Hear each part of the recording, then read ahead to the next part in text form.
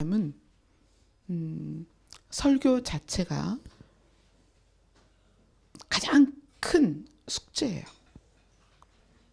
제가 일주일에 2번 여러분을 뵙고요. 또 주중에 신방이 있기 때문에 그런 신방에서 설교를 하는 것까지 하면 1년이 52주니까 뭐 좋게 100번은 넘고요.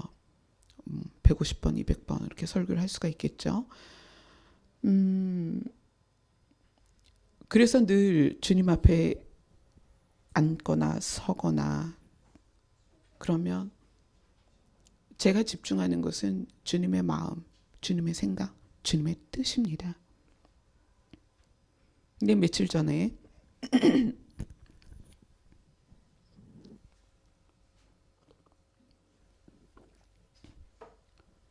기도를 하는데 제가 그랬어요. 하나님, 저 설교하는 거 정말 부담스러워요. 하나님 도와주세요. 근데 하나님께서 설교가 무엇인지를 가르쳐 주시는 거예요. 설교가 뭐냐? 네가 나를 마주했을 때 내가 내 마음, 내 뜻, 내 생각을 너에게 알려주고 너에게 부어주고 그러면 너는 그것을 받아서 나의 마음과 나의 생각과 나의 뜻이 부어졌을 때 그것을 너의 언어로 풀어내는 것이 설교가 아니겠느냐. 그렇죠? 아, 네, 그러네요. 설교는 그런 거네요. 다른 게 아니라 뭘 가르치고 또 뭐를 연구하고 그게 아니라 하나님의 마음이, 하나님의 생각이, 하나님의 뜻이 저에게 부어졌을 때 그것을 제가 가지고 있는 언어로서 여러분이 듣고 같이 공유할 수 있도록 풀어내는 것, 그것이 설교예요. 그러면 설교의 가장 중요한 요소는 뭐냐? 저의 무릎으로 주님 앞에 나가는 기도예요. 그게 있어야 그 기도 안에서 하나님이 하나님의 마음을 저에게 드러내시고 하나님의 뜻을 드러내시고 하나님의 생각을 드러내시고 저는 그것을 부음받은 다음에 저에게 고여있는 언어들, 그 언어들을 하나하나 꺼내서 어떻게 여러분들이 듣고 함께 공유할 수 있도록 나누는 거예요. 그게 설교 시간이죠. 그래서 죄송합니다. 제가 지금 많이 상태가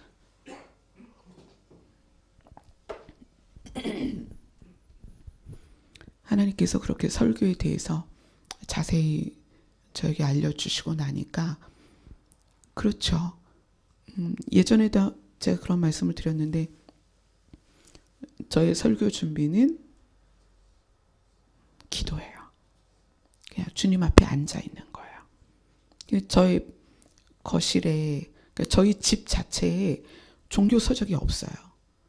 목회자들이 갖고 있는 그 흔한 주석도 없어요. 집에는 종교 서적이 하나도 없어요. 그냥 거실에 작은 티테이블밖에 없어요. 왜냐하면 설교 준비라는 것이 그렇게 되어 왔기 때문에 책이 필요가 없는 거예요. 지금까지 그렇게 해왔지만 그것을 명료하게 정의를 내려주시니까 그 정의를 듣고 그렇구나. 그래서 또 한 번 얼마나 내가 하나님 앞에 많이 무릎을 꿇고 많은 시간 주님 앞에 서야 하는지를 또 한 번 깨달았죠. 그래서 분주하거나 산만하지 않도록 하려고 노력을 하고 있습니다. 이 설교라는 내용, 우리에게 부어주신 하나님의 마음과 뜻과 생각을 우리의 언어로 풀어내는 것. 요 부분을 저는 근데 오늘 왜 이걸 알려주셨을까 생각을 했는데 본문 말씀을 나누다 보면 요 부분이 들어가면 이해가 굉장히 쉬워요. 그래서 그 부분을 저에게 알려주신 것 같아요. 자, 본문으로 가봅시다. 창세기 22장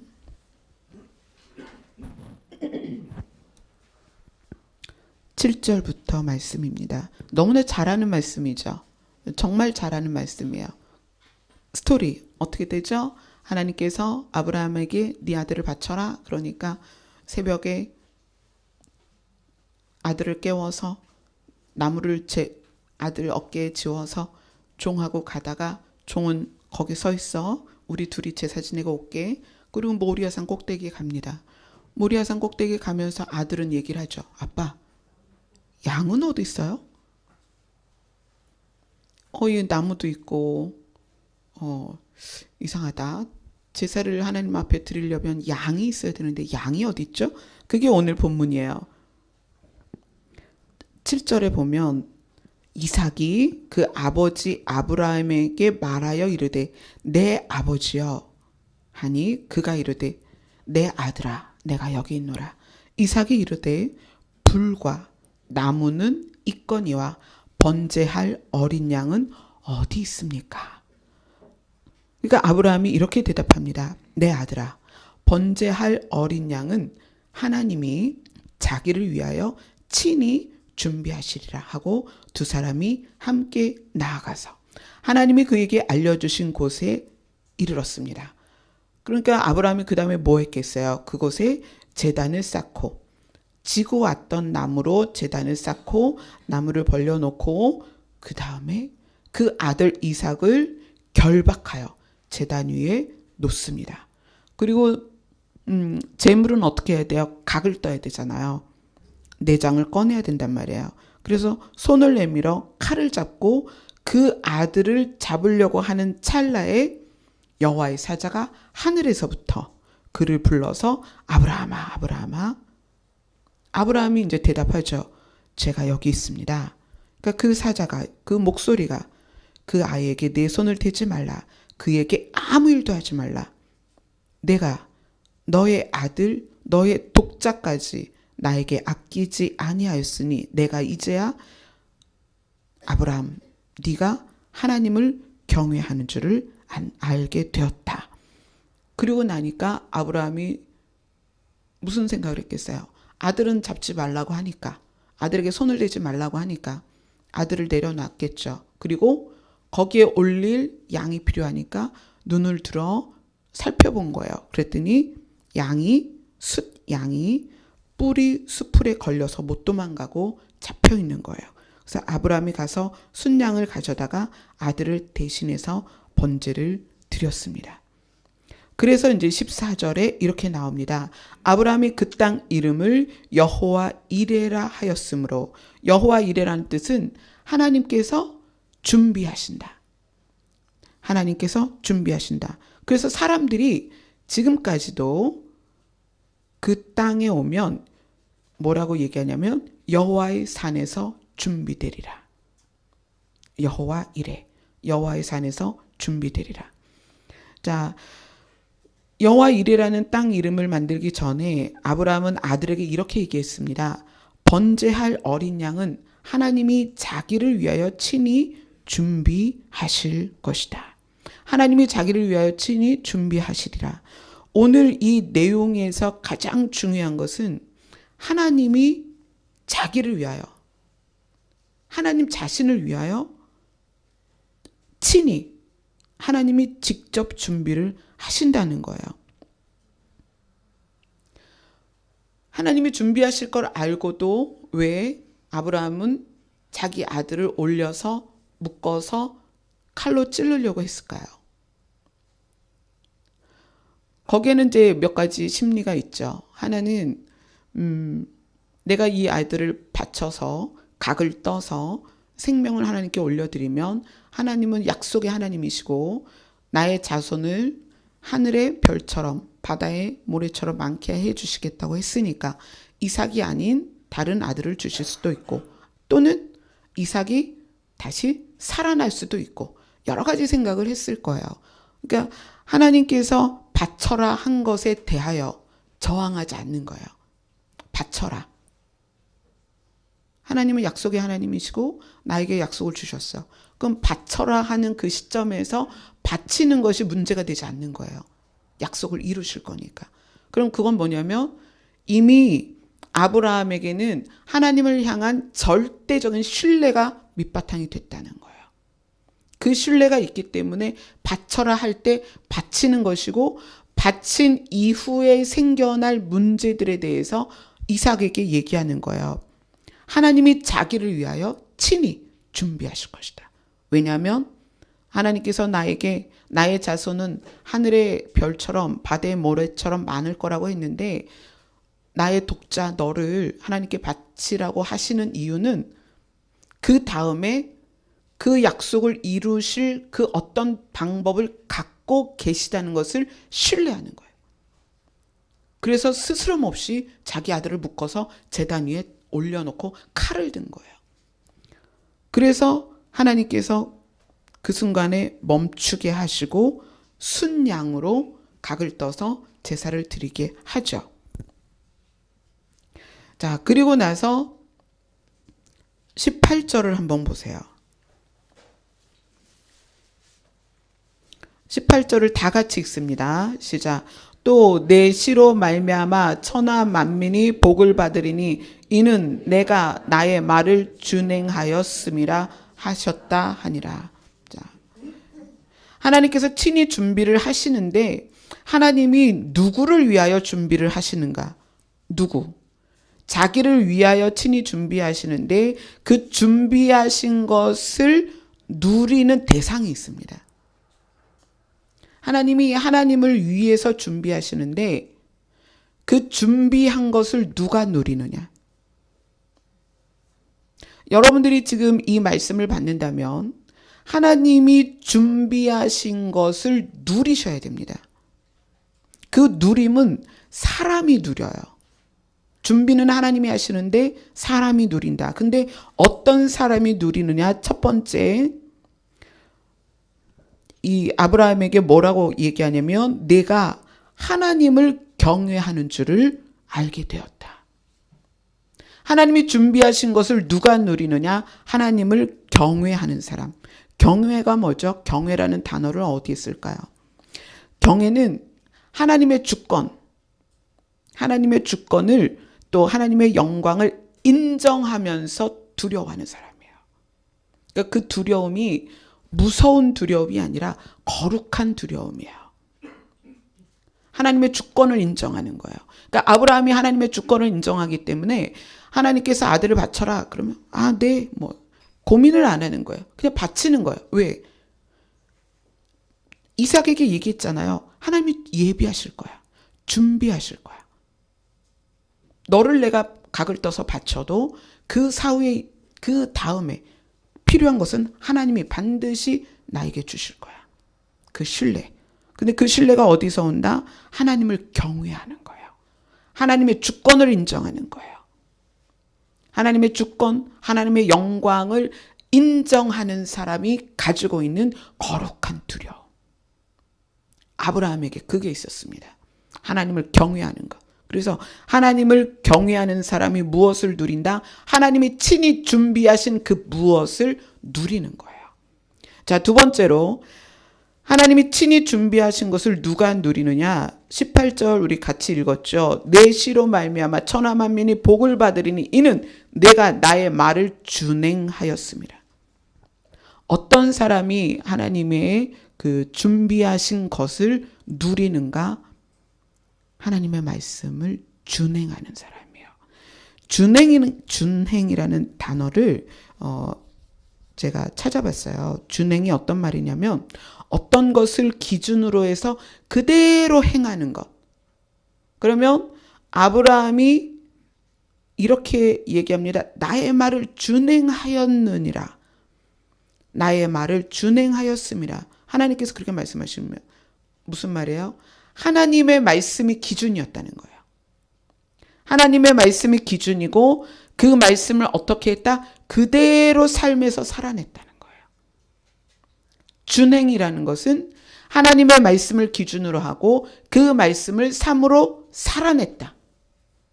명령을 실행했다. 듣고 끝난 게 아니라 실천했다는 거예요.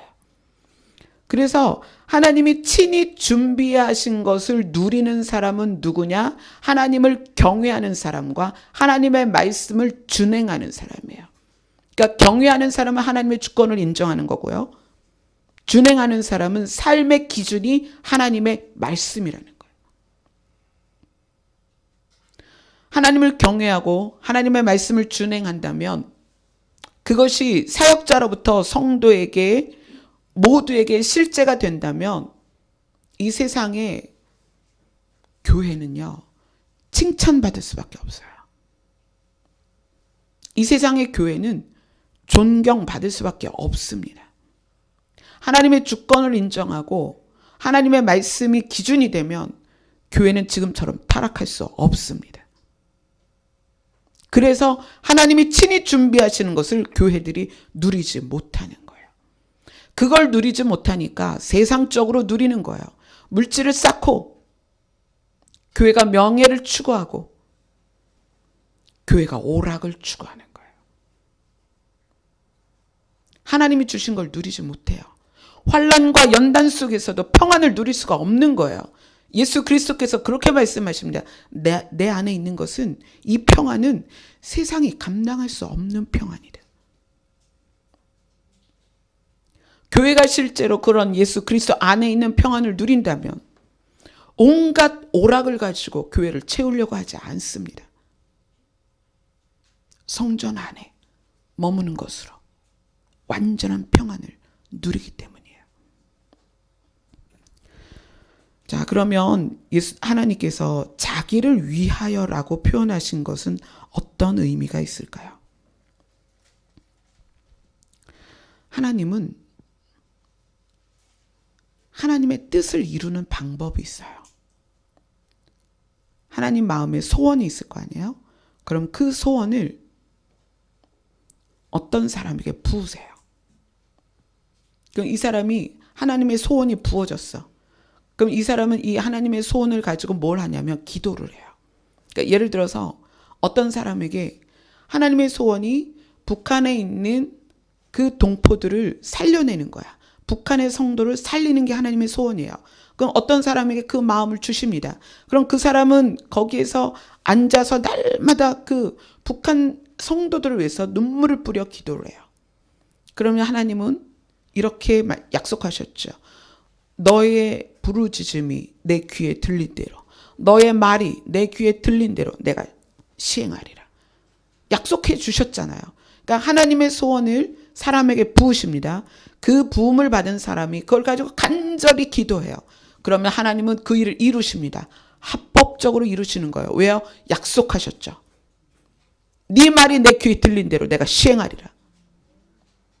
그러니까 하나님의 소원을 이루시는 방법이에요, 그게. 그래서 설교가 뭐라 그랬어요? 하나님의 마음, 하나님의 뜻, 하나님의 생각을 설교자에게 부으시는 거예요. 그러면 설교자는 그것을 우리의 언어로 풀어내는 거예요. 공유할 수 있도록. 그러면 그 말씀을 들은 성도들이 어떻게 하죠? 기도하는 거죠. 아, 하나님의 뜻이 이거였구나. 하나님의 마음이 이거구나. 하나님의 생각이 이것이구나. 그걸 가지고 기도를 하는 거예요. 그러면 하나님은 합법적으로 하나님의 뜻을 이루시죠. 그래서 여기서 자기를 위하여라는 단어를, 이 말을 쓰신 거예요. 아브라함에게 너의 아들을 바쳐라. 말씀을 주셨어요. 그건 뭐예요? 아브라함의 정말 중심을 확인하시자는 거예요. 시험하시는 거예요. 그때 아브라함이 어떻게 했어요? 그대로 순종하고 준행했죠.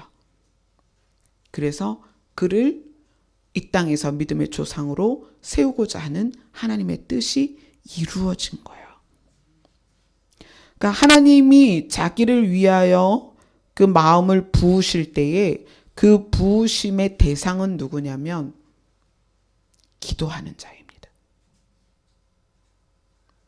기도를 해야 하나님의 마음이 부어져요. 여러분, 제가 사실 기도라는 단어를 좋아하지 않아요. 왜냐하면 너무 형식화돼 버려서 이 기도라는 것이, 기도 그러면 이미지가 벌써 이미 청구서 남발하는 기도나 어떤 막 이렇게 서식이 되어 있는, 그래서 무슨 그게 나쁘다는 건 아니에요. 뭐 대적기도, 파쇄기도, 뭐 이런 여러 가지 기도들이 있는데 그게 나쁘다는 게 아니라 우리의 기도가 너무 정형화되어 있다는 거예요. 제가 여러분에게 말씀드리는 기도는 하나님 앞에 앉아 있는 거예요. 그리고 그분을 대면하는 것입니다. 제가 늘 이야기하죠. 관계. 그분이 누군가. 그분이 실제라면 그분 앞에 앉아 있는 게 기도예요. 그래서 그분하고 대화를 하는 거죠. 내 마음을 그분에게 드리기도 하지만 그분의 마음이 나에게 부어지는 것, 그게 기도예요. 그래서 기도를 하고 나면 뭘 알아져야 되느냐? 하나님의 마음. 기도는 레포트 써가지고 줄줄줄줄 읽는 게 아니에요. 기도는 하나님의 마음을 아는 거예요.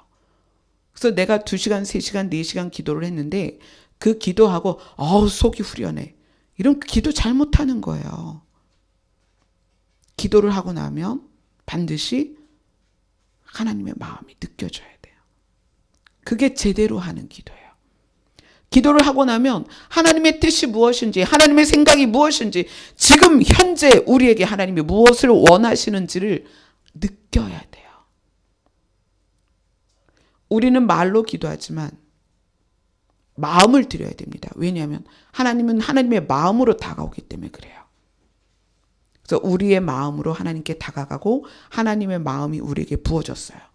그 다음에 그것을 입으로 풀어내는 것이 설교다. 그러니까 설교자가 하나님의 마음을 잘 받아야 그것을 성도들과 나누고 또 성도들과 나누어진 하나님의 마음을 함께 기도하면서 소원을 하나님께 올려드리고 하나님의 소원을 우리가 올려드리는 거예요. 기도로. 그 다음에 하나님은 뭐 하세요? 귀에 들린 대로 시행하시는 거죠. 그래서 하나님의 소원이 이루어지는 거예요. 그 과정을 이렇게 얘기합니다. 하나님이 자기를 위하여 친히 준비하시리라.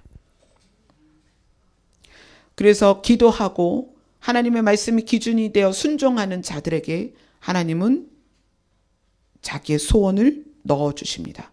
그래서 자기를 위하여 이 여기에 쓰임받는 사람은 누구다? 기도하고 순종하는 자들이다.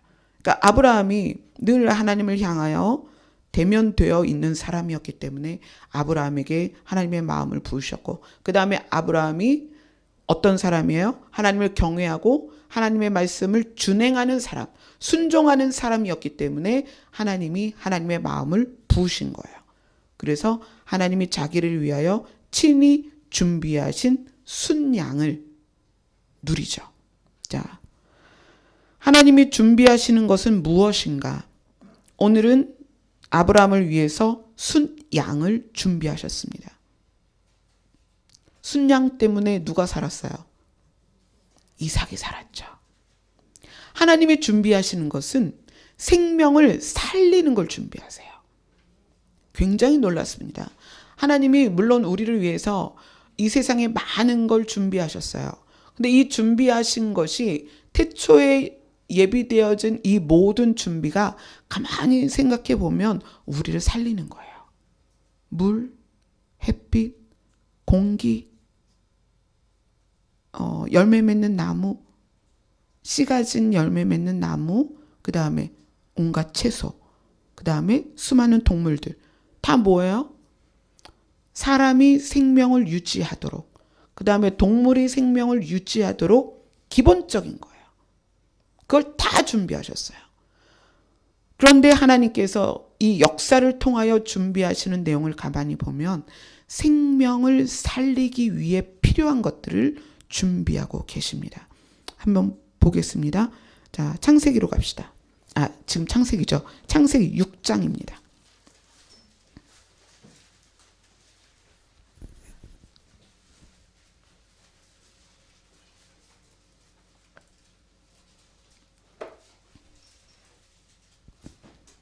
창세기 6장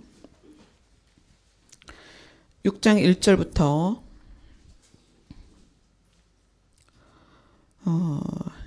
6장 5절부터 읽읍시다. 5절부터 7절까지 같이 읽겠습니다. 시작. 여호와께서 사람의 죄악이 세상에 가득함과 그의 마음으로 생각하는 모든 계획이 항상 악할 뿐임을 보시고 땅 위에 사람 지으셨음을 한탄하사 마음에 근심하시고 이르시되 내가 창조한 사람을 내가 지면에서 쓸어버리되 사람으로부터 가축과 기는 것과 공중의 새까지 그리하리니 이는 내가 그것들을 지었음을 한탄함이니라 하시니라. 하나님께서 죄악 가운데 완전히 타락한 사람들을 보고 어떻게 결심하셨냐면 내가 창조한 사람을 지면에서 쓸어버리겠다.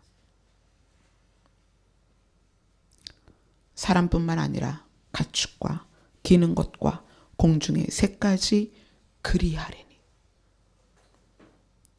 하나님의 마음이 지금 굉장히 아프고 한탄한다라고 표현을 하실 정도로 마음이 괴로운 상태였어요. 이 상황에서 13절로 갑니다. 6장 13절 같이 읽습니다. 시작. 하나님이 노아에게 이르시되 모든 혈육 있는 자의 포악함이 땅에 가득함으로 그 끝날이 내 앞에 이르렀으니 내가 그들을 땅과 함께 멸하리라. 지금 노아에게 말씀하시는 거예요. 이 노아는 어떤 사람이냐면 오늘 읽은 6장에 노아에 대해서 설명을 하세요. 노아는 여호와께 은혜를 입었더라. 그 다음에 보면 노아는 의인이요 당대의 완전한 자라. 그 다음 또 뭐라고 해요? 그는 하나님과 동행하였으며.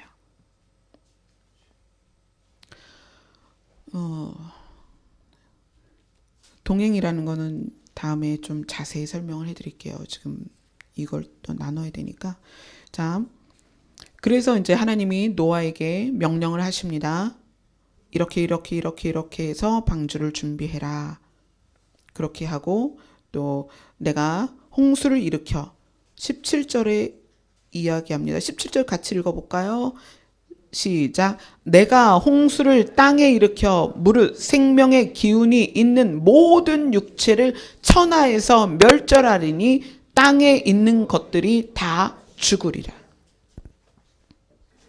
자, 하나님께서 자기를 위하여 친히 준비하시는데 그 준비하시는 내용이 뭐라 그랬죠? 생명을 살리는 것.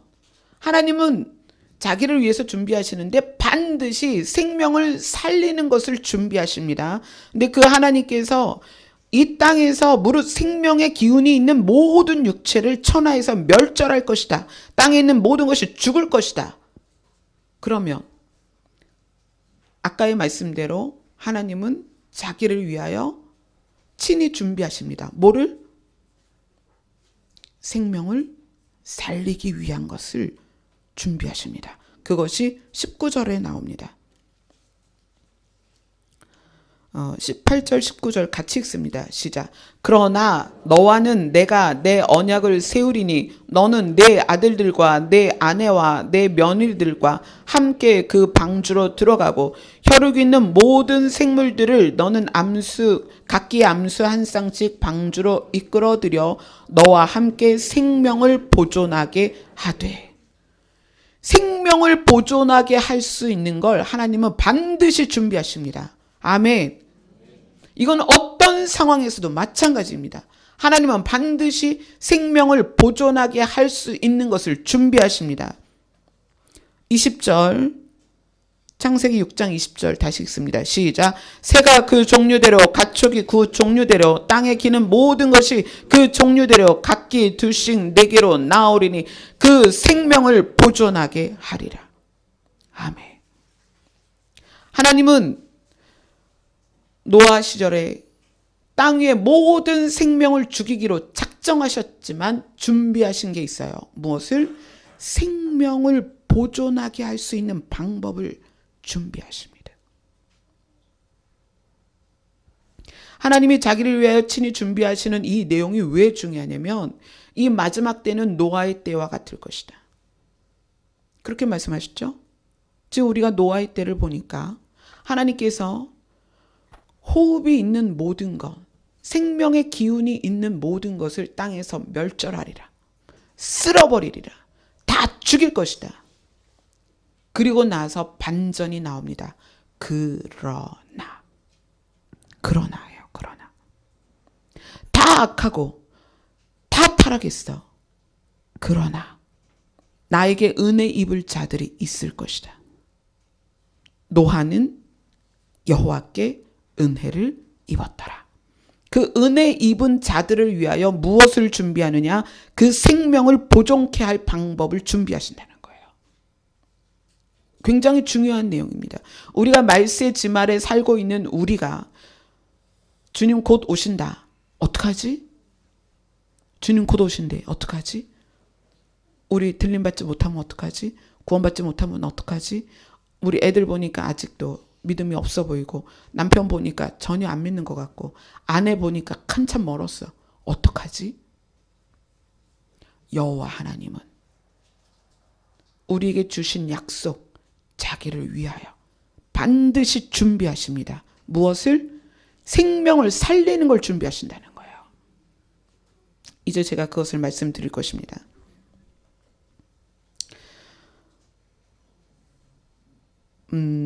노아가 배를 짓는 기간이 있었습니다. 100년 넘게 배를 지었어요. 100년이다, 120년이다, 100년 좀 안 된다, 이렇게 이야기를 하는데, 어쨌거나 기준을 100년으로 잡읍시다. 노아가 100년 동안 배를 짓는데 어디에서 지었다 그랬어요? 산에서 지었어요. 그래서 고페르 나무를 사용했다, 이렇게 얘기를 해요. 산에서 중장비도 없이 사람이 도끼질을 했든 톱질을 했든 나무를 잘라서 규격, 하나님이 말씀하신 규격, 길이는 300규빗, 너비는 50규빗, 높이는 30규빗. 이것이 우리가 수치가 상상은 안 가지만 어마어마하게 큰 것을 지금 노아가 혼자 만들고 있는 거예요. 또 그것을 아들들이 도왔고, 자부들이 도왔고, 아내가 도왔습니다. 그렇게 배를 짓는 기간 동안에 하나님이 준비하신 게 있어요. 뭐냐면, 오늘 말씀 창세기 6장 20절에 보면 20절 끝쪽에 이렇게 얘기합니다. 내게로 나아오리니. 내게로는 누구냐면 노아에게요. 노아, 너한테 나올 것이다. 나아오리다. 누가? 새가 종류대로, 가축이 그 종류대로, 땅에 기는 모든 것이 그 종류대로 각기 둘씩 너에게 올 것이다. 방주를 지으면서 여기에 누구누구가 탈 거라는 걸 아까 다 얘기해 주셨잖아요. 너의 가족, 그 다음에 동물들이 탈 것이다. 가족은 같이 사니까 당연히 타죠. 근데 동물들이 거기에 어떻게 타냐고요. 그런데 그 방법이 뭐다? 너에게로 올 것이다라는 거예요. 나 올 것이다. 그러면 자, 생각해 봅시다. 동물들은요, 자기만 먹는 음식이 있어요. 그 동물만 먹는. 예를 들어서 코알라? 그러면 코알라는 뭐 먹어요? 유칼립투스? 그렇죠. 그리고 펜더곰은 뭐 먹어요? 대나무. 그러면 노아가 배 짓는 그 산 안에 유칼립투스가 없다면 코알라가 있어요, 없어요? 없죠. 모든 동물들이 각기 종류대로 방주 근처에서 살고 있었을까요? 그렇지 않아요. 분포라는 게 있어요. 분포.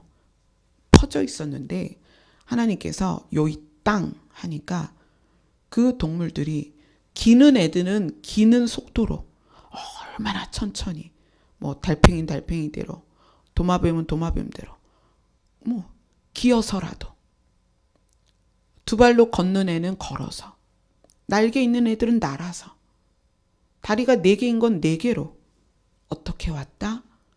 노아, 너에게 나아올 것이다. 노아가 배를 짓는 동안 그 배에 타야 될 생명들이 그 배로 몰려들었다는 얘기예요. 자, 이 당시에 사람들은 어떻게 행동했습니까? 시집가고 장가가고 농사짓고 술 먹고 자기의 타락한 그 모습대로 타락한 삶을 살아갔습니다. 그들은 그렇게 여전히 살아가고 있는데 동물들은 방주를 향해 가고 있는 거예요. 어쩌면 정말 멀리 사는 동물은 100년을 걸어갔을지도 모릅니다. 그렇지 않겠어요? 기어다니는, 다리 하나도 없는 기어다니는 생물이 방주까지 가야 되는데 얼마나 오래 걸렸겠어요. 근데 걔네는 살기 위해서 하나님이 보내셔서 그 방주를 향하여 가고 있는데 사람들은 타락해서 방주를 향하여 가고 있는 그 동물들을 보아도 몰랐다는 거예요. 지금이 그렇지 않습니까? 예수님 곧 오신다고 말씀하시는데 그 얘기에 누가 귀를 기울이냐는 거예요. 하나님은 신실하게 방주에 올라탈 짐승들을 미리 준비하셔서 지구상의 사방에서 몰려오고 있는 거예요. 정말 보도 듣도 못했던 동물들이 방주를 향하여 얼마나 오랜 세월을 걸어왔을지 아마 하나님께서는 그들이 먹어야 될 것을 중간중간에 피어나게 하지 않았을까? 코알라가 유칼립투스가 필요하다면 중간중간에 그걸 먹을 수 있도록 피어나게 하지 않았을까? 어쨌거나 그들은 그들의 걸음으로 자기도 모르는 거예요. 어딜 가는지. 하지만 하나님이 명령하신 대로 그 본능을 이끌어서 방주를 향해 나아왔습니다.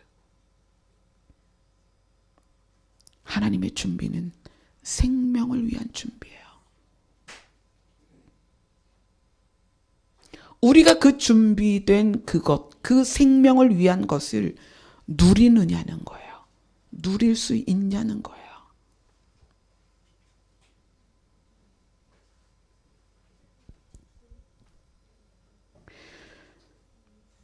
이 생명을 살리기 위한 준비를 누가 누리느냐. 아까 그랬죠.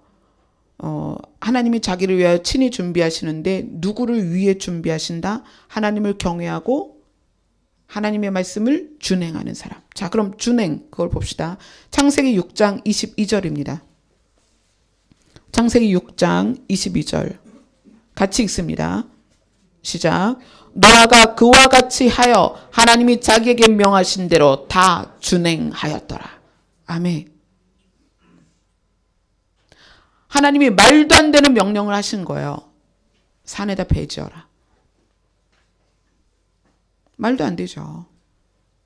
산에다 배를 만들려고 하니까. 그런데 거역하지 않고 거스르지 않고 저항하지 않고 어떻게 했다? 노아가 그와 같이 하여 하나님이 명령하신 대로 하여 하나님이 자기에게 명하신 대로 다 준행하였더라. 이 준행이라는 단어를 쓸 수 있는 사람은 누구냐? 하나님의 말씀이 기준인 사람이에요. 하나님의 말씀이 자기 삶의 기준이에요. 그래서 그 기준을 벗어나지 않습니다. 그 기준을 어떻게 삶에서 살아내는 거예요. 자, 7장 5절입니다. 7장 5절 같이 읽습니다. 시작. 노아가 여호와께서 자기에게 명하신 대로 다 준행하였더라. 아멘. 그런 사람이었다는 거예요. 하나님의 말씀이 기준이 되어서 하나님이 명령하신 건 무엇이든지 삶으로 살아낼 사람이기 때문에 하나님이 생명을 살리기 위한 준비를 하는 것에 노아를 쓰셨다는 거예요. 그리고 노아가 그 방주를 누렸습니다. 이 세상의 모든 사람이 죽었지만 노아는 살았습니다. 오늘 이 말씀이 우리에게 주는 것이 무엇입니까? 하나님께서는 반드시 생명을 살리기 위한 것을 준비하십니다. 그런데 그것을 누가 누리느냐는 거예요. 하나님이 예비하신 것을 누가 누리느냐? 하나님이 준비하신 것을 누가 누리느냐? 하나님을 경외하고 하나님의 말씀을 준행하는 사람이다. 아멘. 본문으로 갈까요? 창세기 22장 14절에 보면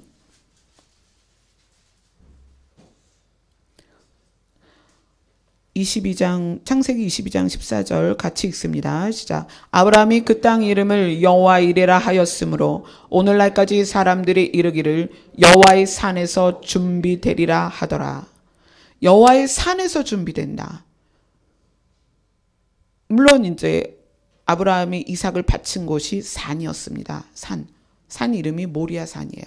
근데 이 모리아 산이 어떻게 나중에 뭐라고 불리냐면 성전산 이렇게 불려요. 왜냐하면 다윗이 이 산을 사가지고 그 다음에 다윗의 아들 솔로몬이 거기다 성전을 짓습니다. 그리고 이제 성전이 나중에 회파되면 또 재건하고 회파되면 재건하고 해서 그 성전이 있는 산, 이삭을 바친 그 산이 모리아 산인데 그 산이 나중에 뭐라고 불린다? 성전산이라고 불려요. 그리고 그 성전산이 지금 현재는 유대인에게도 그리스도인에게도 이슬람에게도 성지예요. 그러니까 유대인은 이렇게 얘기해요. 아브라함이 이삭을 바쳤던 자리다. 근데 이슬람은 아브라함이 이삭이 아니라 이스마엘을 바친 자리다. 이렇게 얘기해요. 그 자리를. 그래서 이 성전산이 굉장히 중요한 성지죠. 이슬람에게도 성지가 되고 유대인에게도 성지가 되고 뭐 기독교인에게는 말할 것도 없고요. 여호와의 산에서 준비되리라라는 얘기는 여호와의 임재가 있는 곳에서 준비가 된다는 얘기예요. 여호와의 임재가 있는 곳, 하나님께서 만나주시는 것, 하나님께서 그 마음을 부으시는 것, 하나님께서 자기 생각을 넣으시는 곳, 그곳에서 준비가 된다는 얘기예요. 아멘. 여러분, 하나님과 어디에서 만나십니까? 저는 여러분 자신이 여호와의 산이 되기를 바랍니다. 여러분 자신이 여호와를 만나는 성전이 되면 하나님께서는 여러분 자신에게서 생명이 살아나는 것을 준비하십니다. 아멘. 설교자가 무엇입니까? 하나님의 말씀, 하나님의 마음, 하나님의 뜻, 하나님의 계획이 부어지면 그것을 우리의 언어로 풀어내는 사람이 설교자입니다. 그러면 그 풀어내는 사람을 통해서 하나님 무엇을 준비하십니까? 생명을 살리는 것을 준비하십니다. 아멘. 그래서 여러분 각자가 하나님의 임재가 있는 여호와의 산이 되셔야 됩니다. 그러면 하나님께서는 여러분을 통해서 하나님의 일을 이루십니다. 아멘. 우리 교회에는 선교사로 헌신하고 싶은 분이 한 분 계시고 신학을 가고자 하시는 분이 한 분 계세요. 그런데 두 분 다 아내 되시는 분들이 아직 준비가 안 됐어요. 그래서 2월 1일부터 그분들도 한 끼 금식하고 저도 한 끼 금식을 합니다. 함께 2월 한 달 한 끼 금식을 작정을 했습니다. 왜 그러냐면 한 분은 그 부음받은 나라를 복음화할 수 있는 베이스 캠프가 돼야 하고 한 분은 또 이 땅에서든 어디든 말씀을 선포하는 자로 부으심을 받아야 되기 때문에 그 가정에서 아내 되시는 분들이 동역을 해야 돼요. 그러려면 같은 부음을 받아야 됩니다. 그래서 제가 이제 중보를 함께 하기로 했는데 뭐예요? 그 가정이 뭐가 돼야 된다? 여호와의 산이 돼야 됩니다. 그러면 그 가정에 하나님께서 무슨 일을 이루세요? 생명을 살리는 것, 생명을 살릴 수 있는 것을 하나님이 친히 준비하신다는 거예요. 놀랍죠? 생명을 살리는 그 일을 하나님이 이루시기 위해서 그 가정을 쓰신다는 거예요. 여러분 각자가 여호와의 산이 되시고 여러분의 가정이 여호와의 산이 되었으면 좋겠습니다. 아멘.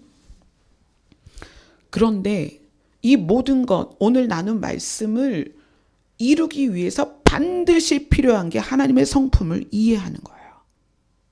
아브라함이 이삭에게 이야기했습니다. 나무에 걸린 순양을 보고 이야기한 게 아니고요. 여호와의 성품을 이해하기 때문에 이야기한 거예요. 뭐라고 얘기했어요? 아들아, 번제할 어린 양은 하나님이 자기를 위하여 친히 준비하실 것이다. 하나님의 성품을 이해했기 때문에 이 말이 나온 거예요. 내가 너를 잡아서 각을 뜰 거야. 그러나 하나님이 그 다음에 모든 일들을 하나님이 준비한 것으로 이루실 거야. 너를 살리든 다른 아들을 주시든 그건 하나님의 방법이 있고 나는 하나님이 주신 말씀대로 행할 뿐이다. 왜냐하면 그분을 신뢰하니까. 그분의 성품을 아니까. 자, 누가복음으로 갑시다. 누가복음 15장입니다. 하나님의 성품을 이해하는 것이 굉장히 중요합니다. 누가복음 15장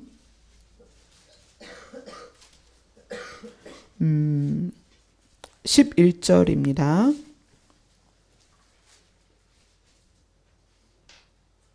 11절부터 13절까지 같이 읽습니다. 누가복음 15장 11절부터 13절 같이 읽습니다. 시작. 또 이르시되 어떤 사람에게 두 아들이 있는데 그 둘째가 아버지에게 말하여 아버지여 재산 중에서 내게 돌아올 분깃을 내게 주소서 하는지라. 아버지가 그 살림을 각각 나누어 주었더니 그 후 며칠이 안 되어 둘째 아들이 재물을 다 모아가지고 먼 나라에 가 거기서 허랑방탕하여 그 재산을 낭비하더니. 그러니까 방탕한 아들이다. 그래서 탕자라고 그렇게 우리가 줄여서 이야기를 하는데, 둘째 아들이 아버지에게 유산을 받아서 그 재산을 가지고 먼 나라에 가서 허랑방탕하여 그 재산을 다 낭비하였습니다. 그래서 먹을 게 없으니까 돼지를 치게 하는 일을 맡았는데 돼지의 먹이 쥐엄 열매라도 먹었으면 좋겠다. 그런데 주는 자가 없어서 그것도 못 먹은 거예요. 돼지의 쥐엄 열매조차도 못 먹어서 배가 너무 고픈 거예요. 그때 뭐라고 얘기하냐면, 우리 아버지는 양식이 풍족하고 또 그 양식이 풍족한 것을 품꾼들이 누리고 있는데, 품꾼, 거기서 일하는 종들이 누리고 있는데 자기에 대해서 이렇게 얘기해요. 나는 여기서 줄여 죽는구나. 죽게 되었구나. 굶어 죽게 된 아들이 아버지를 생각하는 거예요.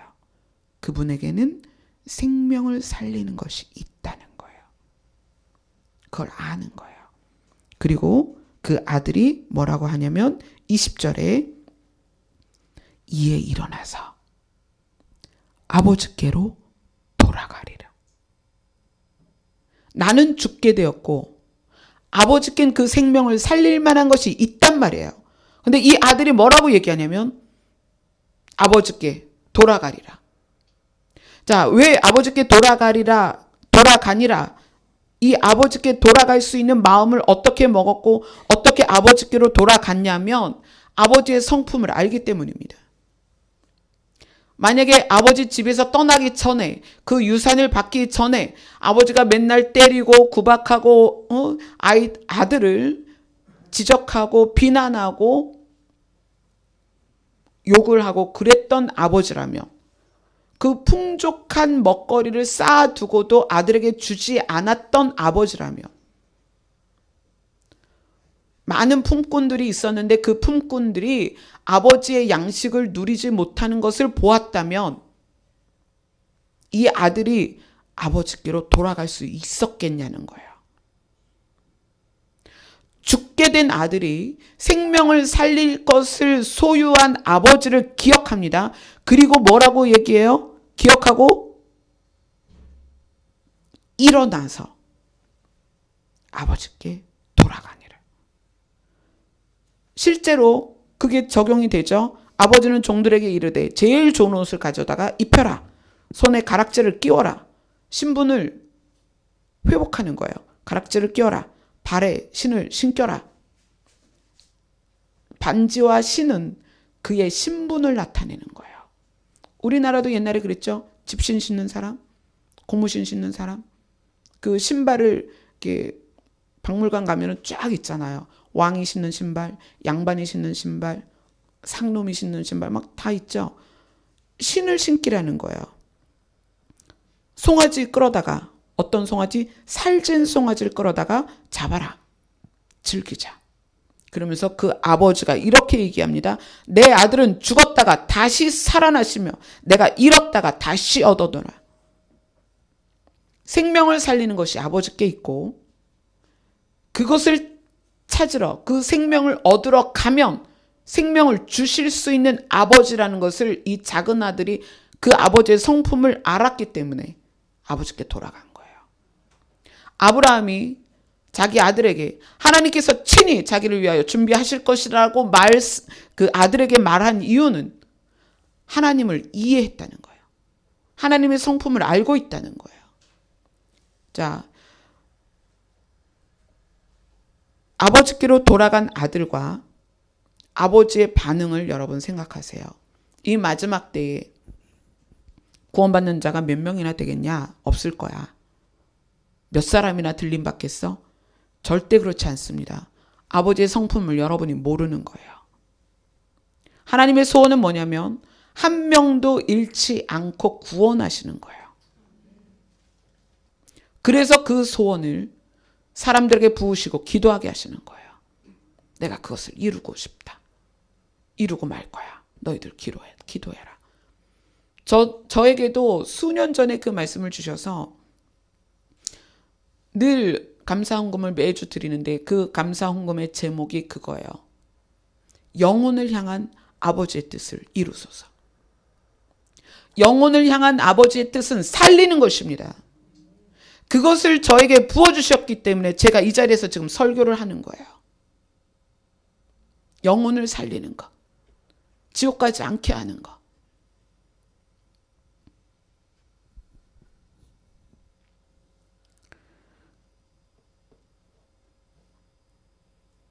누가복음 15장 32절 같이 읽겠습니다. 시작.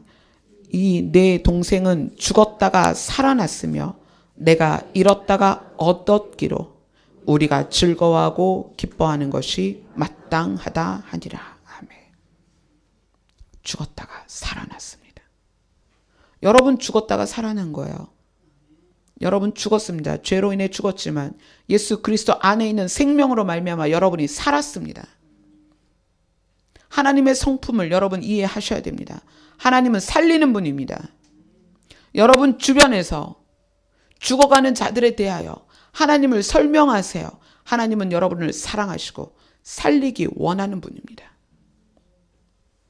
그래서 여러분들이 공동체 안에서 사람들을 대할 때 너 그러면 지옥 가 이런 말 하지 마세요. 하나님 그런 분 아니에요.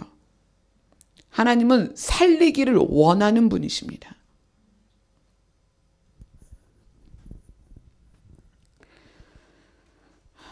마지막으로 오늘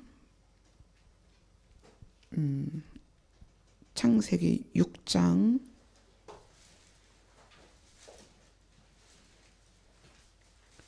20절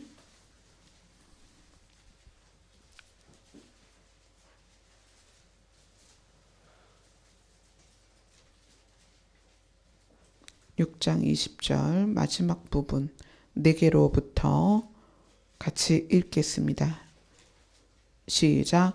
내게로 나아오리니 그 생명을 보존하게 하라. 아멘. 내게로에서의 내게로는 노아죠. 어떤 사람입니까? 하나님을 신뢰하고 하나님의 말씀이 기준인데요. 준행하는 자들입니다. 그 자들이 많을수록 어떻게 됐나? 생명을 보존하게 할 수 있는 것들이 확장됩니다. 아멘. 그래서 저는 여러분들이 전부 여호와의 산이 되었으면 좋겠습니다. 여러분 전부 한 사람 한 사람이 그 가정이 다 여호와의 산이 되어서 여러분에게 나오는 분들이 그 생명을 보존하게 되었으면 좋겠습니다. 여러분이 어디에 있든지 여러분이 여호와의 산이 되어서 하나님께서 친히 준비하시는 것이 소유된 여러분이 된다면 여러분에게 나오는 사람들이 생명을 보존하게 될 것입니다. 아멘. 그것이 여러분을 향한 하나님의 뜻입니다. 아멘. 기도하겠습니다. 하나님, 우리 한 사람 한 사람이